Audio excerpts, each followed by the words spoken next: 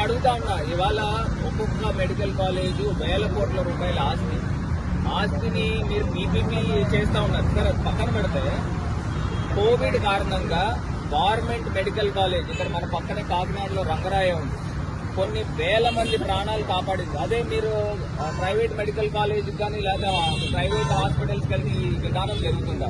నేను అడుగుతా ఉన్నా ఒకటే అంశం, మీరు ఎందుకు ప్రైవేటైజ్ చేస్తున్నారు? షార్టేజ్ ఆఫ్ ఫండ్స్ అనేది మీరు చెప్తా ఉన్నారు.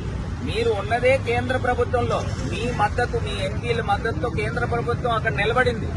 మీరు మద్దతు విత్డ్రా చేయండి, వాళ్ళు తీసుకొచ్చి చచ్చినట్టు తీసుకుని వచ్చి ఫండ్స్ ఇస్తారు. నేను అడుగుతాను చంద్రబాబు నాయుడు గారిని, మీరు 16 నెలల్లో సుమారుగా 2 లక్షల కోట్ల రూపాయలు అప్పు చేశారు.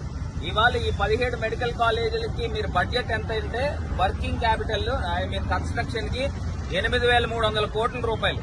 మీరు అప్పు చేసిన దాంట్లో ఒక 3% డబ్బుని కనుక మీరు ఇటు డైవర్ట్ చేస్తే మెడికల్ కాలేజీలు అన్ని కంప్లీట్ అవుతాయి.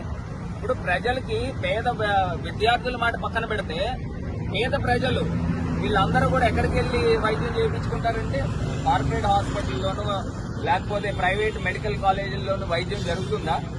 అదే గవర్నమెంట్ మెడికల్ కాలేజ్ అయితే ప్రతి సూపర్ స్పెషలిస్టులు అక్కడే ఉంటారు. వేల మంది డాక్టర్స్, వర్కింగ్ డాక్టర్స్, విద్యార్థులు వీళ్ళందరూ కూడా పేద ప్రజలకి క్యాటర్ చేస్తారు.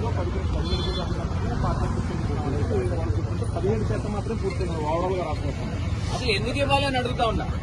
ఈ మహానుభావుడు చంద్రబాబు నాయుడు గారు కనీసం ఒక్కటంటే ఒకటి మచ్చుకు కూడా ఒక గవర్నమెంట్ మెడికల్ కాలేజ్, ఈయన ఇండస్ట్రీలో 15 సంవత్సరాలు ముఖ్యమంత్రిగా ఉండి ఒక మెడికల్ కాలేజ్ కూడా, గవర్నమెంట్ మెడికల్ కాలేజ్ కూడా తీసుకురాలేని ఇంత దారుణమైన పరిస్థితుల్లో జగన్మోహన్ రెడ్డి గారు కరోనా వలన ప్రజలు ప్రపంచం అంతా విలవిల్లాడుతుంటే 17 మెడికల్ కాలేజ్ తీసుకొచ్చిన చరిత్ర జగన్మోహన్ రెడ్డి గారు.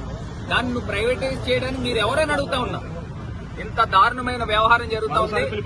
నేను ఒకటే చెప్తున్నానండి, ఇదే తరహాలో ఉత్తరాఖండ్ లో జరిగింది 2023లో. పబ్లిక్ దగ్గర నుంచి అవుట్ రేజ్ వచ్చి మొత్తం అందరూ కూడా ప్రజలు రోడ్ల మీదకి వచ్చారు.